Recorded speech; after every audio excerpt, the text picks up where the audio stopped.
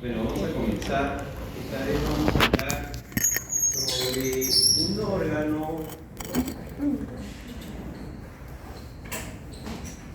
que está dentro del abdomen, más no va parte del proceso digestivo. Vamos a hablar sobre el vaso y principalmente sobre aquellas enfermedades que requieren o podrían requerir algún tratamiento de tipo quirúrgico, como drenajes, esplenectomía parcial, esplenectomía total. Entonces, vamos a comenzar por algo interesante. Vamos a hablar sobre los traumatismos esplénicos. Y a los traumatismos enfatizar en la idea de este tema es llevar al vaso. No lo saquemos, saldremos.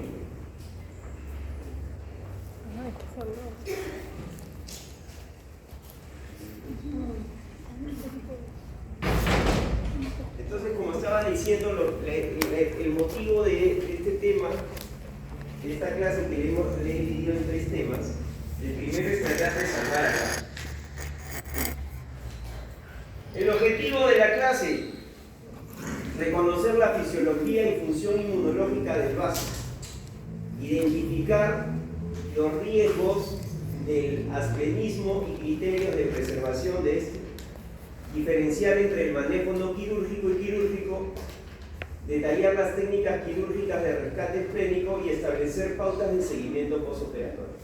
Entonces, algo simple: importancia del vaso, proceso inmunológico, fagocitosis de bacterias ozonizadas por los macrófagos, producción de anticuerpos, linfocitos B, eliminación de células envejecidas y complejos inmunes, y prevención de sepsis por gérmenes encapsulados. ¿Cuáles son los riesgos de no tener un vaso? La septicemia fulminante post-esplenectomía, FFE, para eso sirven una serie de vacunas, pero en el caso de un traumatismo, pues estas no se pueden prever. 2. El riesgo, las infecciones por gérmenes encapsulados y no encapsulados.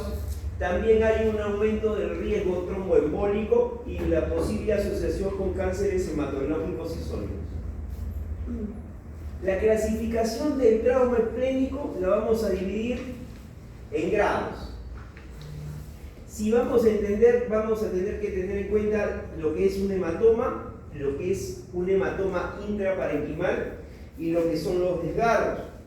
Entonces definimos como la clasificación el traumatismo de grado 1, va a haber un hematoma subcapsular, pero en una cantidad menor de 10%. El grado 2 vamos a tener, y en el grado 1 el desgarro va a ser muy pequeño, va a ser menos de 1 centímetro.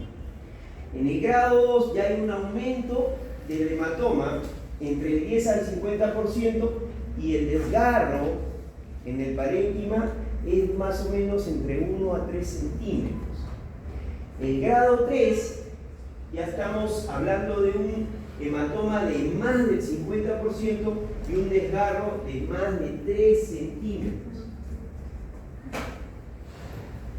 Grado 4, hay un compromiso vascular mayor del 25%.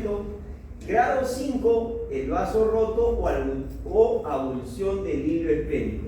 Entonces, esta clasificación es una guía clave para decidir la conducta terapéutica. ¿Qué hacemos? La idea no es no llegar a la esplenectomía total, ¿no? Hay que defender ese órgano que nos defiende.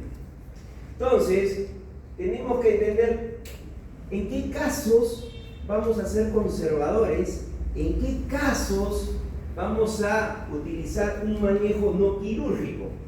Entonces, esta clasificación que les he dicho es principalmente para tener algún tipo de tratamiento, terapia o monitoreo en el cual podamos salvar al vaso y no operar al paciente. Y aquí tenemos que, si un paciente me viene con un traumatismo grado 1 o 2, Lo primero que debes hacer es observarlo.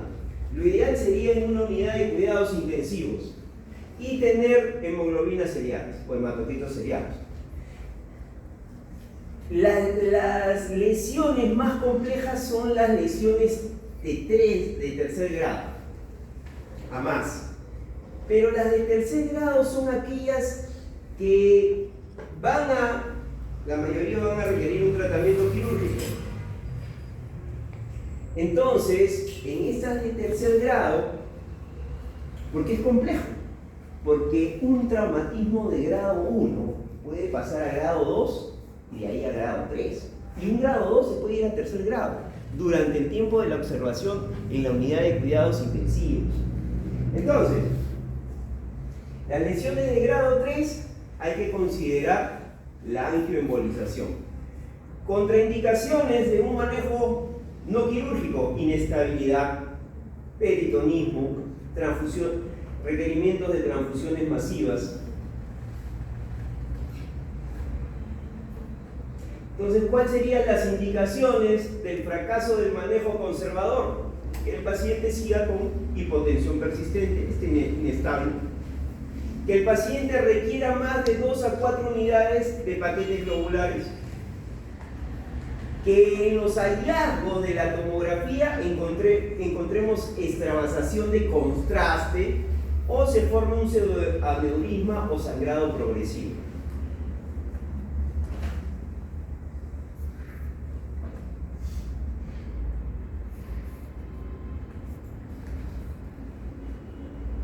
¿Qué es la angioembolización esplénica? En el momento que tenemos un grado 1, un grado 2 o un grado 3 a más, podemos llevar en una sala híbrida, un radiólogo intervencionista puede realizar una angioembolización esplénica. Es una técnica eficaz, puede controlar los sangrados entre el 85 al 95% de los traumas esplénicos. Es bueno porque va a preservar el parénquima funcional. Se puede realizar en una embolización proximal o distal a la arteria esplénica, pero tiene, como todos los procedimientos, riesgos, complicaciones como infartos, accesos y formación de quistes.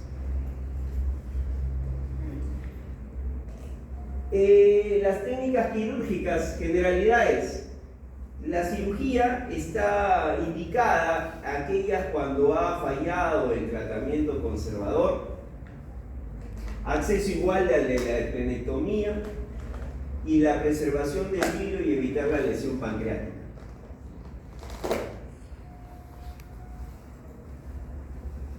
La cauterización y hemostasia tópica, que se puede realizar en aquellas lesiones grado 2 que sangran, con el haz de argón para hemostasia superficial, agentes tópicos como la celulosa oxidada, el caolín, las esponjas, a veces útiles en sangrado difuso leve o moderado. La esplenorrafia con parches de poliéster se pueden utilizar, de fibrocelulosa también. También se puede rafiar mediante la técnica de puntos en U o puntos de colchoneros más cruzados. Se le puede realizar un refuerzo externo con alguna de estos parches. Y la esplenorrafia con parches también está indicada en desgarros profundos o extensos.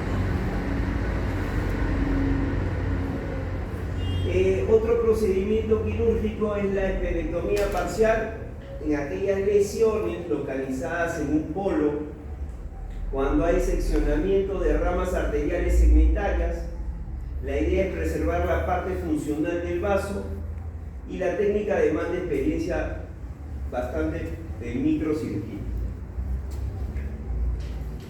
Podemos utilizar la esplenorrafia con malla, que ya no se utiliza mucho, es una técnica en desuso.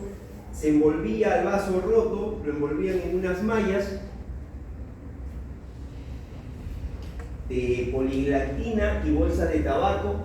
Los grandes riesgos que tenía esta técnica es de infección, isquemia, estrangulación vascular. Los tamponamientos abdominales en control de daños, como el del hígado, se puede hacer Bueno, es indicada en hemorragia masiva no controlada. Es muy diferente tratar de controlar mediante un tamponamiento abdominal cuando hay sangrado del vaso. ¿Puede complicar el rescate esplénico posterior? Por supuesto. Considerar la esplenectomía inicial si el paciente está inestable. O sea, es mejor hacer una esplenectomía que colocar un tamponamiento abdominal y control de daños en un trauma esplénico. Una vez que el paciente ha sido operado, debe pasar a la UCI, se debe controlar la hemoglobina del hematocrito cada de 2 a 6 horas, las primeras 24 a 48 horas, monitorización de signos de rotura tardía, profilaxis antitombrótica a las 24 y 48 horas si el paciente está estable. Hay que esperar, ¿sí? Rotura esplénica tardía sí se produce, incidencia en menos del 5%, la mortalidad es aproximadamente el 10%, principalmente va a ocurrir típicamente en la primera semana y por eso requiere una vigilancia clínica y posible reintervención. Una vez que hemos retirado el vaso, ¿qué es lo más común? Leucocitos y trombocitos arriba, comunes tras la esplenectomía o la embolización. Se van a normalizar durante las 4 o 6 semanas post la intervención de la angioembolización o la esplenectomía parcial, la relación plaquetas leucocitos útiles para detectar infección. El seguimiento, ¿cómo hacemos el seguimiento de estos pacientes postoperados de trauma esplénico? Tomografía con contraste si se sospecha de pseudoaneurisma. El paciente va a entrar a una actividad ligera al mes, lo normal es que espere unos 3 meses.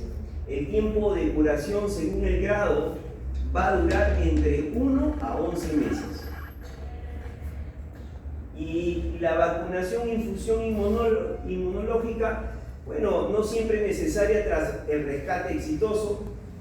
Evaluar los títulos de hemoglobina o frotil periférico y la decisión individualizada por el médico tratante.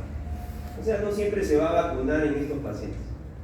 Las conclusiones: el rescate esplénico va a preservar la inmunidad vital. Requiere evaluación clínica y recursos y técnicas. Alternativa viable y preferible a la esplenectomía cuando sea posible. Entonces, esto es con respecto a los traumatismos esplénicos y vamos a hacer un ejercicio. Imaginemos que llega alguien a la emergencia en un mototaxi, ha tenido un accidente de tránsito y hay un trauma abdominal.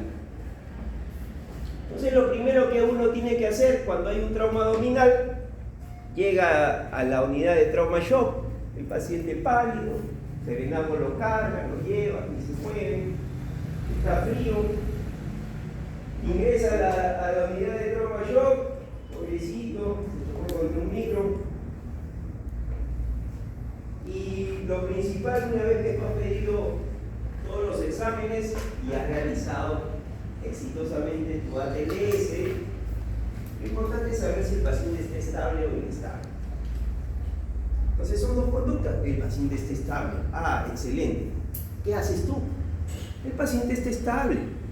No hay hipotensión, está estable. Entonces lo llevo al tomógrafo. A un paciente estable lo mandas al tomógrafo, según lo que te he dicho ahí en lo que te he explicado. Una vez que esté en el tomógrafo no te olvides, debe ser con sustancia de contraste. Entonces le tomas una tomografía contrastada y ¿qué vas a fijarte? Vas a fijarte si va a haber extravasación de contraste. Ojo, está estable el paciente. Si no hay extravasación de contraste, entonces es un trauma, grado 1, grado 2, no hay sangrado en ese momento, lo mandas a la unidad de cuidados intensivos las primeras 48 horas, como te indiqué. Pero si hay extravasación de contraste, entonces, ¿qué haces? Lo mandas a quién? Al radiólogo intervencionista para que haga una intervención. Este doctor tiene dos oportunidades. Si falla la primera, va a la segunda. Si falla la segunda, entonces el paciente ¿dónde va? A la paratomía.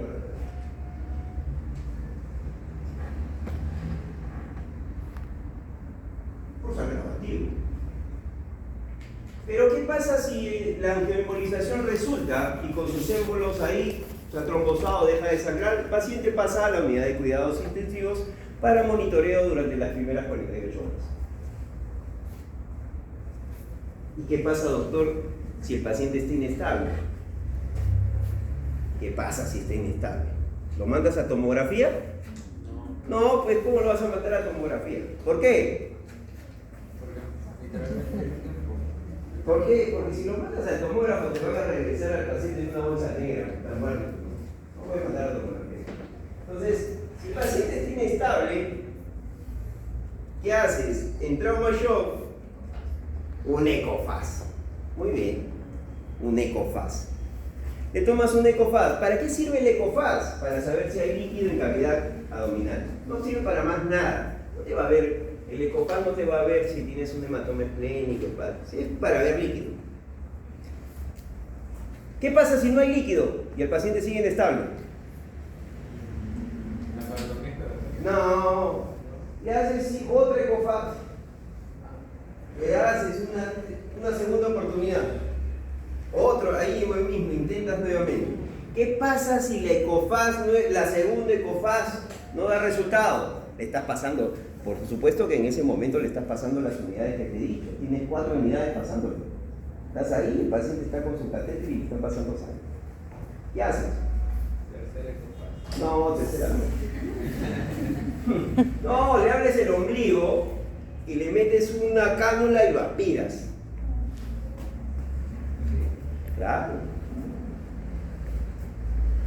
Entonces, le haces una aspiración.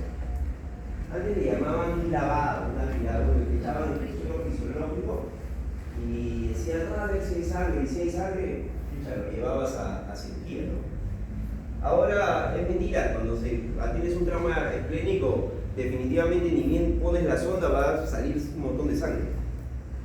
Entonces, si le colocas la sonda a través del ombligo y aspiras sangre, lo llevas a una laparotomía. Pero ¿qué pasaría si le pones, el paciente está inestable y le pones la sonda y no hay nada? No hay sangre. Ojo, criterio, clase, pensamiento. ¿Qué haces? Porque además lo que viene es súper aburrido. ¿Ah?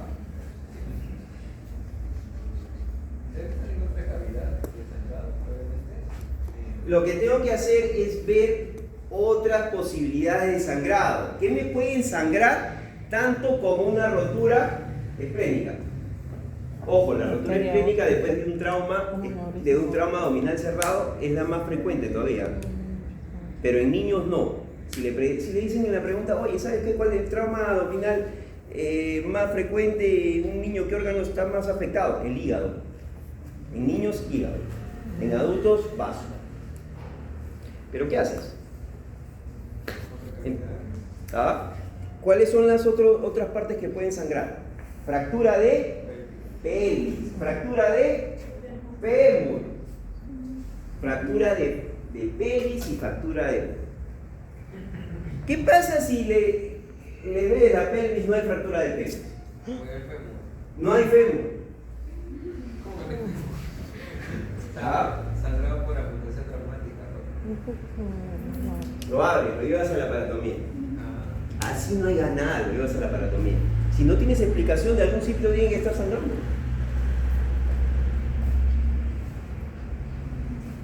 ¿Claro? Sí. Ya. Primera parte.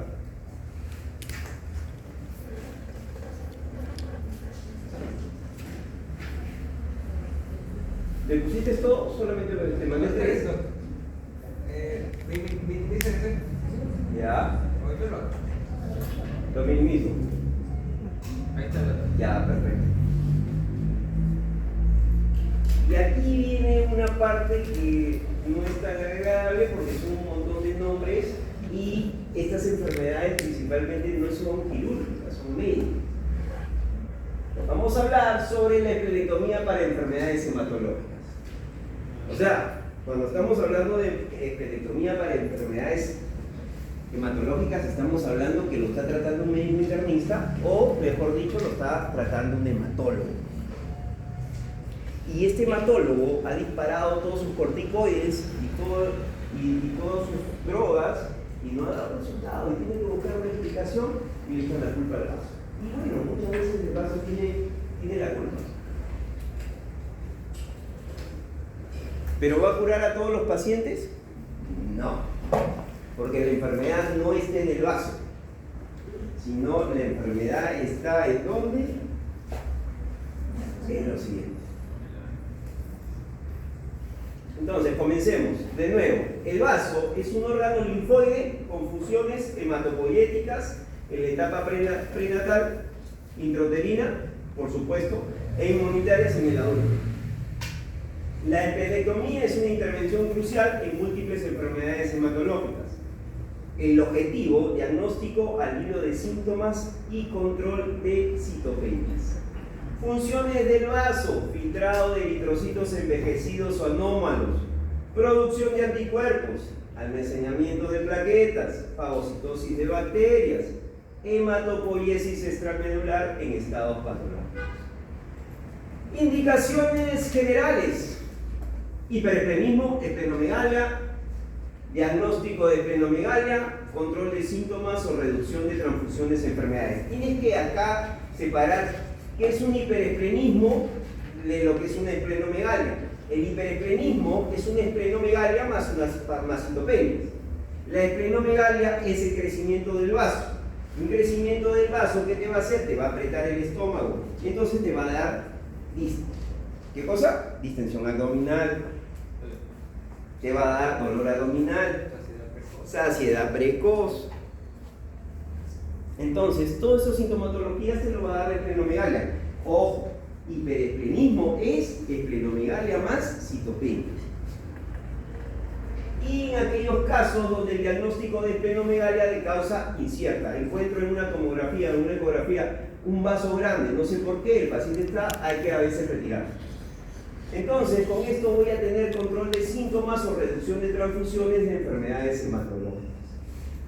Clasificación de las enfermedades hematológicas, son un montón, pero se dividen en aquellas que afectan a los glóbulos rojos, aquellas que van a afectar a las plaquetas, aquellas enfermedades linfoproliferativas, aquellas enfermedades mieloproliferativas y muchas enfermedades metabólicas o autoinmunes. El objetivo de la clase no es ahondarnos en todas estas enfermedades médicas, sino el compacto para encontrar en qué momento vamos a indicar una esplenectomía en los pacientes. Comenzamos con aquella que es la anemia hemolítica autoinmunitaria. Ojo, uno tiene un montón de antígenos, tus propios anticuerpos lo detectan. Estos antígenos están en la membrana del eritrocito y tenemos una anemia hemolítica autoinmunitaria que se va a dividir en dos, la caliente y la fría, como con un test de Kunz. Si los anticuerpos calientes a IgG o a IgG más complemento 3D, generalmente es una anemia hemolítica autoinmunitaria caliente. Sin embargo, si solamente es anticuerpos fríos, IgM, o sea, complemento 3, es una anemia hemolítica autoinmunitaria fría. La caliente responde ¿a qué? A corticoides. Se puede utilizar el rituximab, que es un medicamento que va a actuar a nivel del antígeno CD20.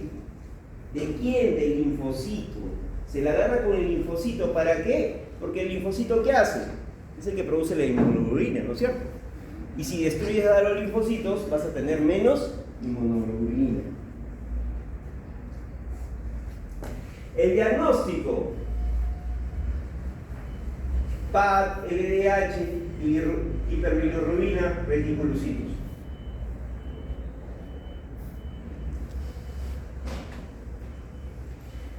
Otra enfermedad, la eferocitosis hereditaria. Es la anemia congénita, se podría decir más frecuente.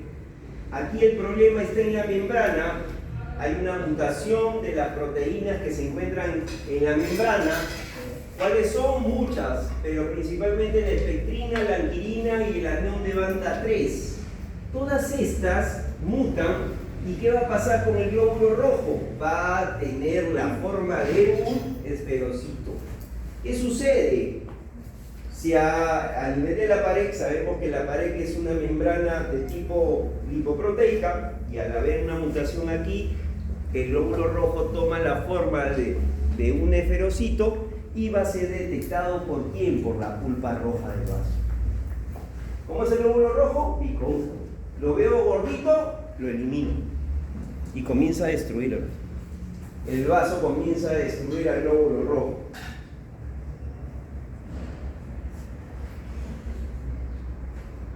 Se debe indicar esplenectomía curativa.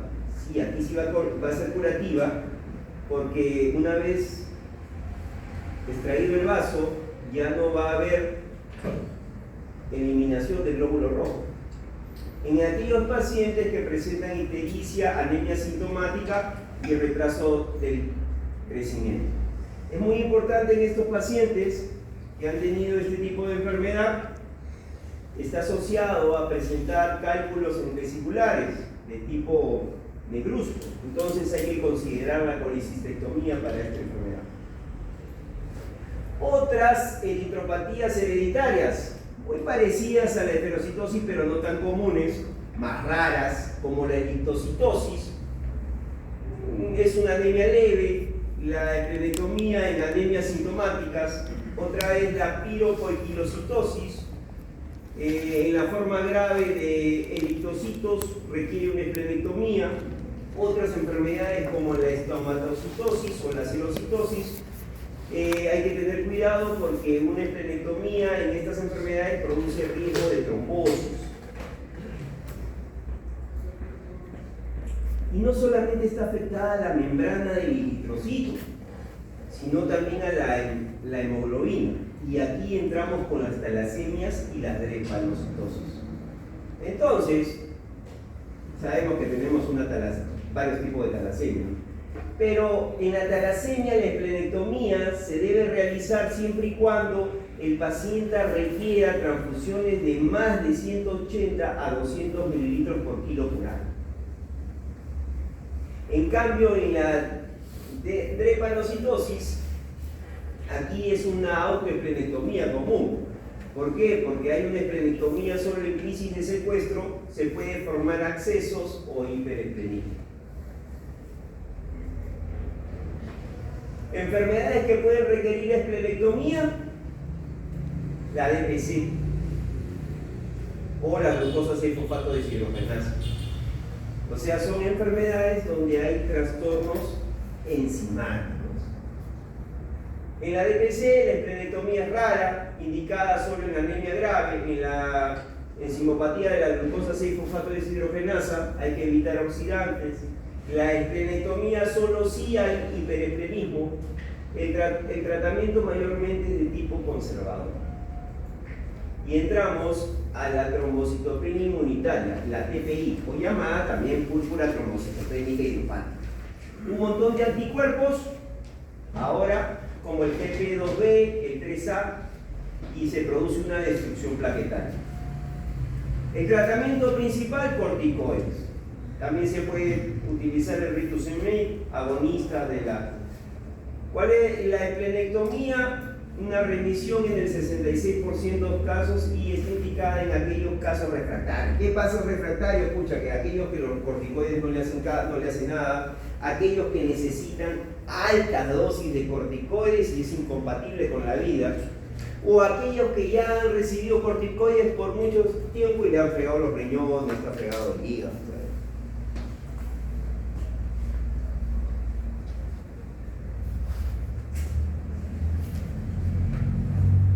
Otra enfermedad muy parecida, la púrpura trombocitopénica trombótica, con el nombre, más no con la patología.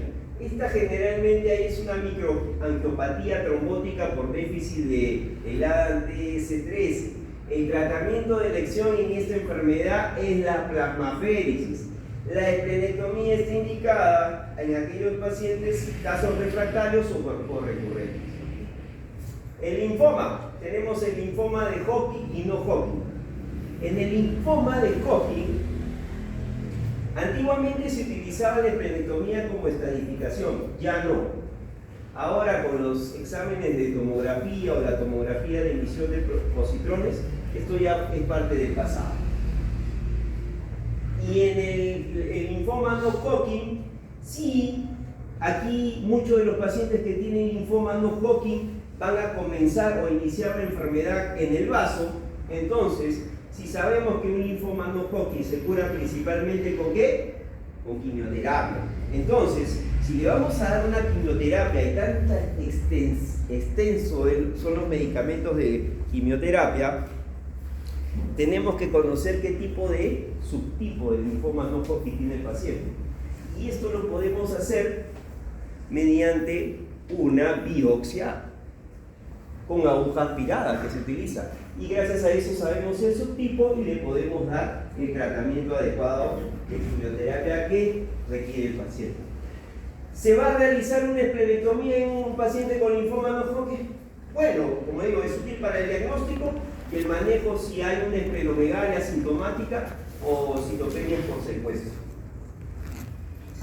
Algunas leucemias, como la leucemia linfocítica crónica, puede requerir una esplenectomía para aliviar síntomas o tratar citopenias autoinmunes. La tricoleucemia, la esplenectomía puede ser valorada en caso si falla el tratamiento con análogos de purina. Y la mielofibrosis primaria es una fibrosis medular más hematopoiesis extramedular que puede producir esplenomegalia. En estos pacientes pueden requerir de una esplenectomía paliativa, va a mejorar los síntomas, pero con alta morbilidad y mortalidad. Y si estas enfermedades le parecen raras, acá hay enfermedades raras también que pueden requerir esplenectomía. 1. La amiloidosis. Podría requerir una esplenectomía si hay esplenomegalia sintomática o déficit del factor X. La enfermedad de Gaucher podría requerir una esplenectomía parcial en niños. El problema es el riesgo de redistribución y complicaciones óseas. La sarcoidosis y el síndrome de Feti. La sarcoidosis puede requerir una esplenectomía para el dolor o para el hiperesplenismo o de descartar neoplasia. En caso del síndrome de Feti, la esplenectomía en fallo del tratamiento médico, una tasa de respuesta hematológica de aproximadamente el 80%.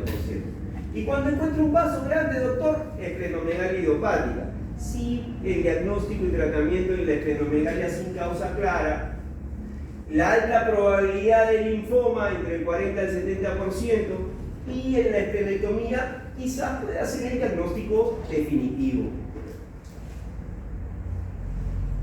Evaluación preoperatoria, los estudios de imágenes, principalmente la tomografía. Es importante saber cómo está vascularizado el vaso para abordarlo y también encontrar vasos accesorios.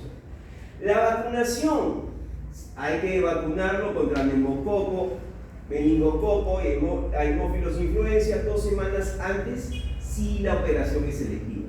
Profilaxis antibiótica y antitrombótica. Embolización preoperatoria, claro, por supuesto. Tenemos pacientes que tienen plaquetas de 10.000. Entonces, es importante, muchos pacientes de estos, 24-48 horas, realizar una embolización indicada principalmente en aquellos pacientes que tienen esplenomegalia masiva. Con esto, ¿qué voy a conseguir? Reducir el tamaño y el riesgo de sangrado intraoperatorio. Mi anjoembolización idealmente 24 horas, como dije antes de la cirugía. Me va a ayudar bastante. Una vez que se ha embolizado, las plaquetas se van a disparar y esto me va a hacer que el paciente durante el acto quirúrgico sangre menos. La técnica quirúrgica para la esplenectomía ya es la parascopía, igual que la apéndice, igual que la vesícula. El abordaje estándar actual, hay diferentes porque yo voy a abordar y voy a poner los puertos, los trócares en diferentes posiciones dependiendo de qué, del tamaño del paciente, voy a también dependiendo del tamaño del vaso y también dependiendo si este paciente ha tenido cirugías previas. Entonces, la ventaja de la laparoscopía: menos dolor, menos estancia, riesgo de sangrado por parénquima frágil.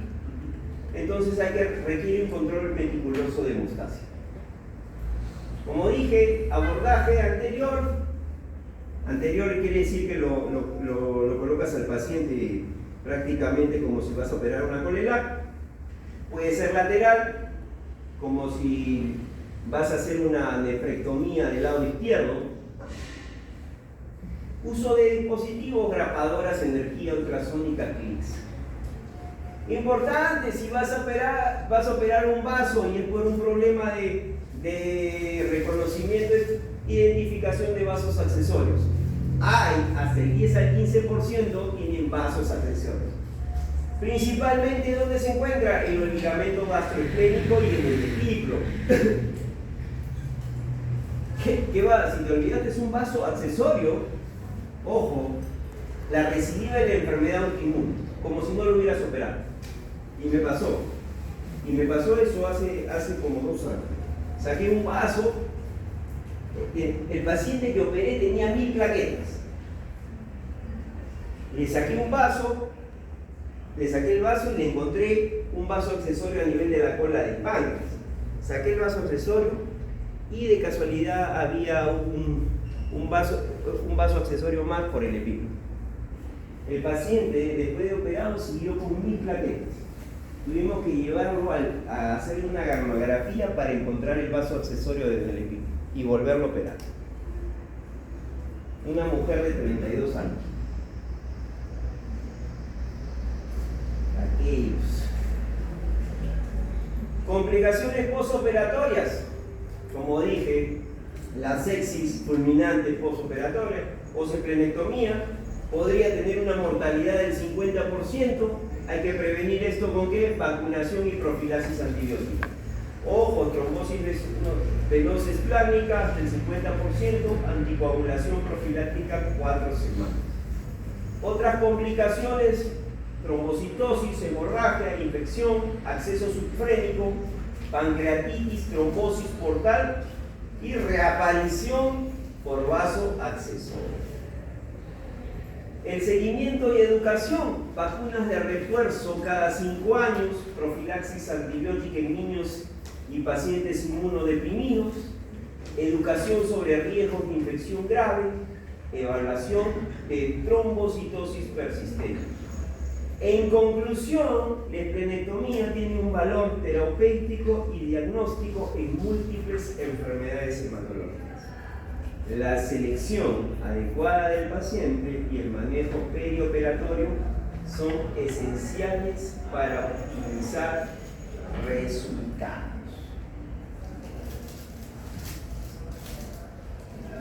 Y falta uno. No. Ahí No, también sí. estaba. Ahí también estaba todo. No, falta. No, acá veo rescate, me faltan mis quistes y mis accesos. Está arriba, ¿no? No. A la derecha. Está cerca de la tallada, ahí está.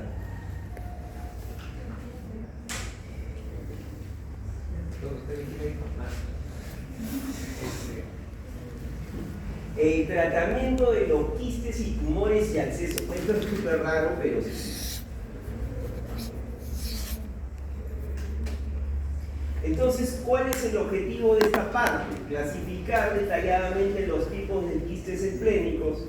Hay que describir signos clínicos característicos de tumores benignos del vaso, explicar indicaciones de intervención quirúrgica en quistes parasitarios, el más común es el Echinococco granuloso, y comparar las técnicas quirúrgicas. Aquí sí se puede: esplenectomía total versus esplenectomía parcial.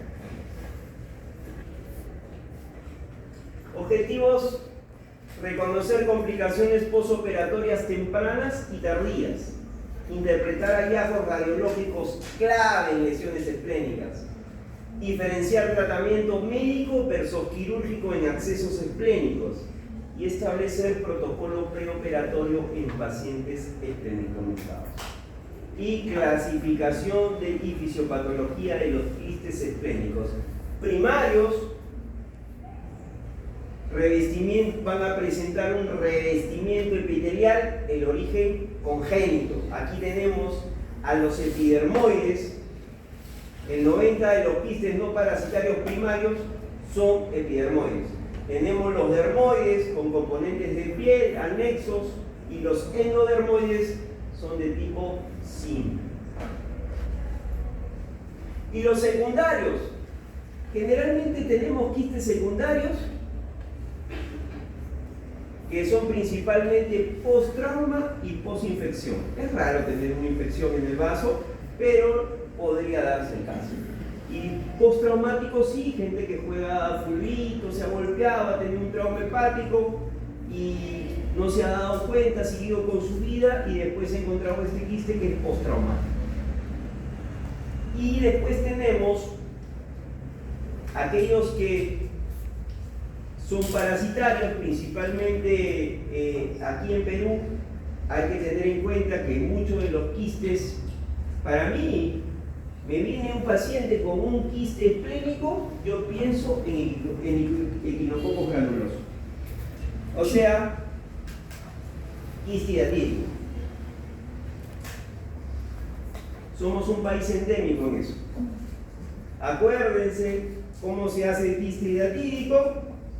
¿Alguien sabe?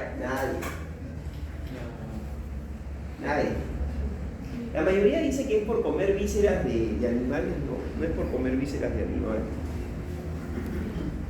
Es por agarrar a tu perro. Aunque tú no lo creas. Cuando uno es niño, en la zona de ciertas partes del Perú y ciertas partes del mundo, los perros se alimentan con restos de animales, principalmente intestinales. Se come la carne y le dan las tripas al perro. ¿Qué hace el perro? Se comió las tripas, se contaminó, defecó. ¿Y qué hace el perro cuando se feca? Se muere, ¿no es cierto? Cuando se lleva su materia fecal y con todos sus parásitos a la boca, y viene un niño y le da un besito. Ahí está la contaminación. Entonces, esa es la manera. A lo que le gusta dar su besito al perrito en la boca, el perro se lave y ya sabe qué cosa.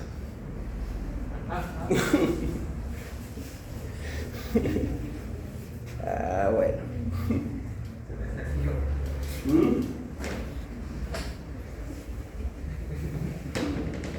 Y bueno, hay que tener en cuenta, yo he tenido pacientes, no es broma, varios pacientes que vienen de provincia y oye, ¿sabes qué? Estuvo bajando la escalera, se cayó y se murió. ¿Qué crees que pasó? Se reventó el quiste y le dio un choque anafiláctico. O sea, para que vean lo grave que puede ser. No se cayó porque se golpeó la cabeza, le dio un infarto, no. Se rompió el quiste y le dio un choque anafiláctico.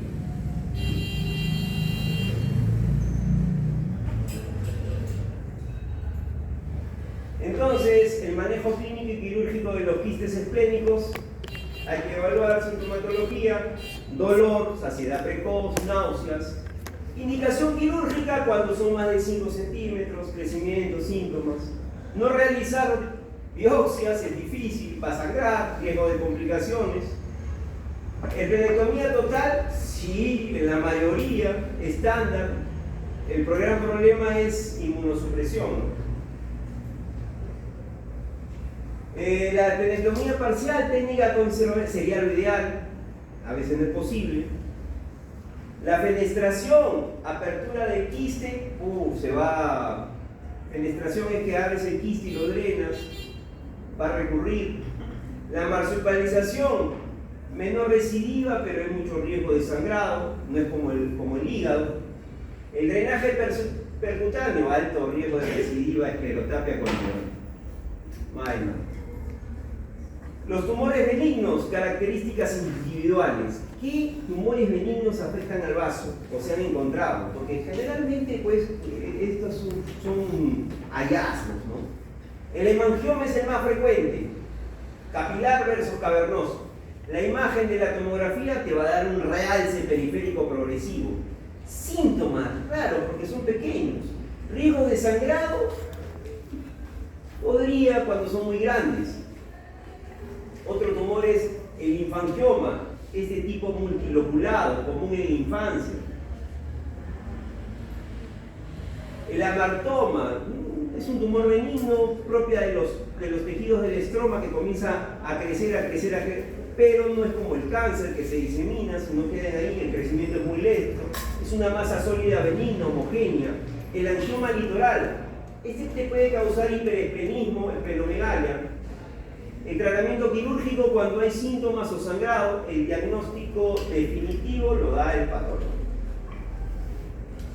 Los tumores malignos, el linfoma primario, poco común, secundario frecuente, zona marginal esplénica, subtipo indolente, la asociación con el virus de la hepatitis C, evaluación serológica, el tratamiento, esplenectomía, se le puede dar rituximab.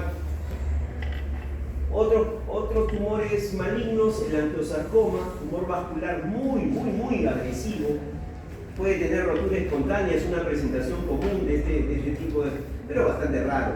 En la tomografía computarizada lo vas a ver como masas múltiples, heterogéneas, hipervasculares. El manejo, la esplenectomía, si es posible, paciente mal pronóstico. Los accesos esplénicos, diagnóstico y abordaje. Etiología, principalmente, cómo llegan al vaso, bacteriemia, fungemia, contigüidad, asociación clásica de una endocarditis infecciosa puede llegar ahí. La clínica, fiebre persistente, dolor en el hipocondrio izquierdo, imágenes, ecografía, tomografía contrastada, es el gol estándar para ver esto. Tratamiento, el drenaje percutáneo es eficaz si es uniloculado, pero si es multiloculado no va a dar resultados, la mayoría son multiloculados, entonces van a requerir esplenectomía. Microorganismos más frecuentes que van a afectar, vas a encontrar en la pus del vaso, estafilococos, salmonella, cándida. Los antibióticos, según lo que salga, empíricos, luego cultivo dirigidos. Técnica y preparación preoperatoria, esplenectomía laparoscópica preferida por una menor morbilidad. Como digo, la posición dependiendo supina o de lado o de cúbito lateral derecho, según la experiencia y comodidad del cirujano. Los puertos son variables dependiendo de la talla del paciente, el tamaño del vaso. Los pasos claves, aquí es la ligadura esplenocólica, gástricos cortos y hilo. Ojo, un vaso está suspendido en el hipocondrio izquierdo porque tiene muchos ligamentos. Esplenorrenal, esplenofrénico, esplenogástrico, esplenopolónico. Y bueno, si tienes que saber esos ligamentos para poder retirar el vaso. Y la vascularización del vaso es bastante rara. Viene de la arteria esplénica, pero la arteria esplénica se puede dividir entrando al vaso o 3 o 4 centímetros más, por eso que da tantas arterias y hay polos en el vaso. Entonces a veces estas divisiones son lo que lo hacen difícil. Y la tercera cosa que lo hace difícil es la bendita cola del páncreas. El páncreas, generalmente la cola del páncreas puede estar cerca al hilo esplénico, muchas veces prácticamente vive con el hilo esplénico. Y liberar esta cola del páncreas del hilo esplénico no es tan sencillo. ¿Y qué pasa si dañas la cola del páncreas? Fístula pancreática. ¿En cuánto tiempo cierra? 6 meses.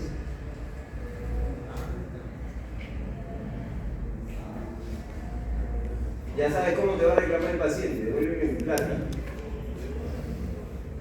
Complicaciones posoperatorias, hemorragia diafragmática, revisión quirúrgica, se pueden formar accesos subfrénicos de un buen drenaje, los de Jackson-Franz son buenos, antibióticos y por la sepsis fulminante post-esplenectomía, profilaxis vacunal en aquellos pacientes que se puede, anticoagular por la trombosis portátil. Complicaciones postoperatorias frecuentes, trombocitosis reactiva, hiperestreñismo persistente, complicaciones pancreáticas, como dije, fístulas, pancreatitis, seguimiento clínico y por imagen postoperatoria. Bueno, hemos visto enfermedades hematológicas, hemos visto traumatismos esplénicos o rescate esplénico y hemos visto enfermedades de niñas del vaso. Si alguien tiene alguna pregunta.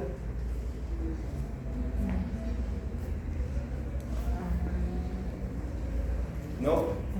Entonces les agradezco que me hayan escuchado, gracias por asistir a la clase y bueno, ahí hemos terminado.